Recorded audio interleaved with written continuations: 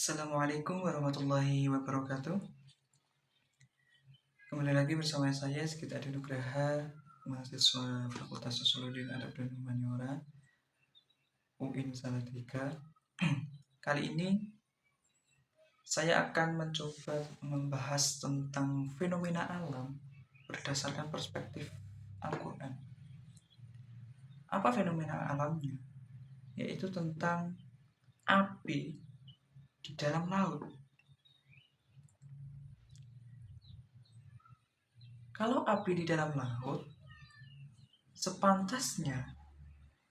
seharusnya api itu akan mati.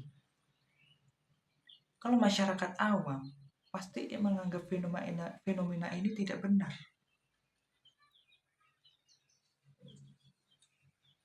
Ya, hal ini dasar bahwa api jika terkena air itu pasti akan mati, pasti akan padam, tidak akan hidup. Tapi fenomena api di dalam laut itu benar adanya. Seiring dengan berkembangnya zaman, berkembangnya ilmu pengetahuan, berkembangnya tentang ilmu sains dan teknologi, fenomena ini tentang api di dalam laut, api di dalam air, itu bisa terpecahkan. Bahkan dalam Al-Quran pun itu sudah disebutkan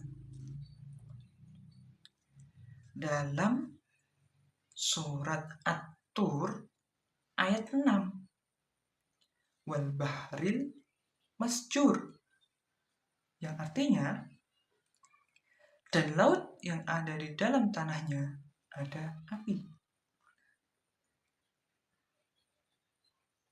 Dalam hal ini tentang fenomena api di dalam laut atau di dalam air, saya akan mencoba untuk menjelaskan tentang fenomena ini berdasarkan tafsir sains dari Lajnah Kemenag. Nah, dalam tafsir milik Lajnah Kemenag disebutkan bahwa api di bawah dasar laut itu sudah ada dalam surah At-Tur ayat 6 yang berbunyi wal bahril masjur, yang artinya dan laut yang di dalam tanahnya ada api. Memang bagi sebagian masyarakat umum menganggap bahwa hal ini tidak mungkin terjadi.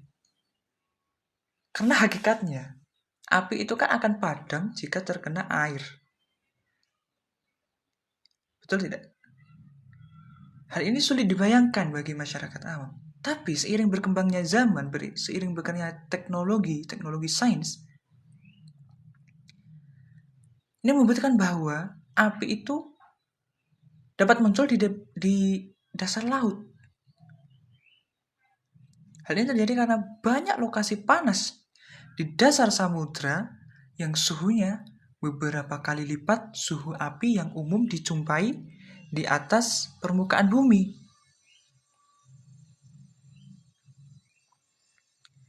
Fenomena api di bawah dasar lautan ini tidak terlepas dari proses geologi yang melibatkan pergerakan lempeng-lempeng tektonik di permukaan bumi.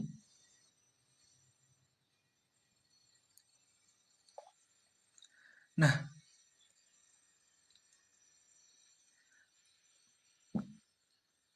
tampak pada gambar ini terlihat seperti punggungan tengah samudra di berbagai lautan berhimpit dengan batas antar lempeng. Nah, karena berhimpitnya ini terjadilah proses geologis yang menyebabkan tempat tersebut rentan gempa bumi, terus munculnya gunung api, termasuk proses mineralisasi. Nah, untuk gambar pada 4.9 ini gambar yang di bawah memperlihatkan punggungan tengah samudra terbentuk di dasar samudra, di mana magma pijar naik ke atas dan dua lempeng samudra bergerak menjauhi punggungan tengah samudra dengan kecepatan 20 mm per tahun.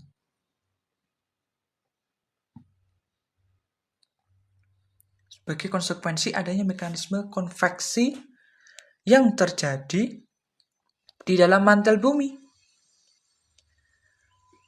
Karena itu, pada bagian sumbu punggungan selalu terjadi batuan baru yang terbentuk akibat naiknya magma pijar ke lantai samudra.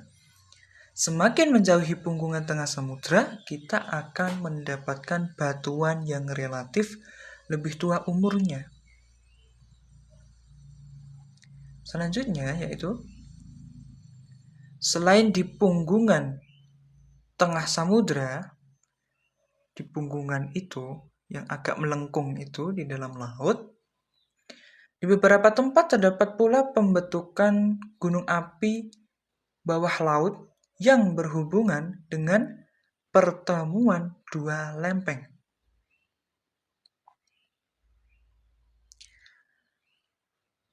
Hal yang menarik adalah dijumpainya aktivitas hidrotermal bawah laut atau submarine hydrothermal activity yang berhubungan dengan pembentukan mineral sulfida yang mengandung biji emas, tembaga, seng, dan lainnya. Fenomena seperti ini dapat dijumpai di Indonesia di wilayah timur.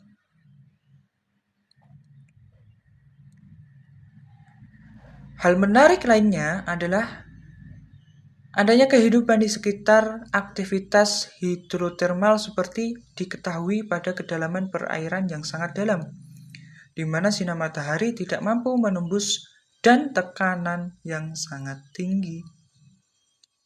Dijumpai cerobong-cerobong yang menjadi saluran keluarnya panas yang memfasilitasi hadirnya bakteri yang disebut archaea. Bakteri tersebut memiliki kemampuan mengubah senyawa kimiawi menjadi energi melalui proses chemosintesis. Nah, bakteri itu memicu rantai-rantai makanan di sekitar cerobong-cerobong hidrotermal. Nah, jadi apa kesimpulannya? Jadi,